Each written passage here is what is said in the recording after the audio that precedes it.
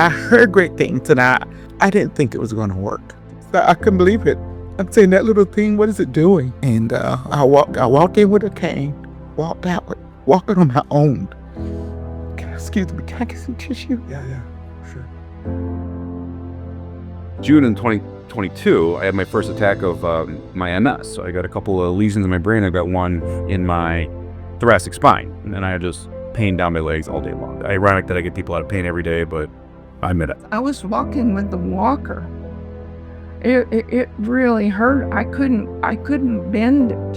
And my medical doctor, who is a good doctor, he was suggesting that maybe I needed to have it replaced. I kind of compartmentalize the pain after a while when you're trying to raise your family. And I was at a point that I was on muscle relaxers and I could not get out of the bed. There was such inflammation that it would flare up and cause the pain. I couldn't go to work at all. It would actually prevent me from getting up at all sometimes. I asked him, do you think I have carpal tunnel? And he said, no, I don't think. I know you have carpal tunnel. And it had progressed so much by that point that it was, I knew I had it because of the constant pain. I had a really, really bad back where I couldn't stand up for longer than 5 minutes. My leg was dragging and I was tripping a lot. I refused surgery. I just don't want surgery. That's something I didn't want, any kind of invasive treatment. I had to quit work because I couldn't walk. I figured I would just have to constantly modify things and that I would just always be in kind of a state of pain. On a scale of 1 to 10, I was a 10. Even with the knee replacement, I was a 10, and sometimes more than that. Sometimes I wouldn't even get up off the sofa. I sit on the sofa for hours because it just hurt so bad. So that's how bad it was. So I knew I had to do something. Usually in the office, I can get the pain to move, or we know exactly what we got to do. There's we can move the needle.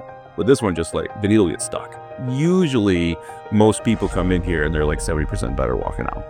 First visit, they not even sell at that point. It's just this is your solution. Whenever I'm having pain, I tell Dr. Bob, and he goes after it with that magic StemWave. The second or third joint that he treated, and I felt better, and I could go play tennis the next day when I couldn't play the day before. I said, okay, it's real, and it works. That first treatment was amazing because afterwards I felt a lifting of the pain.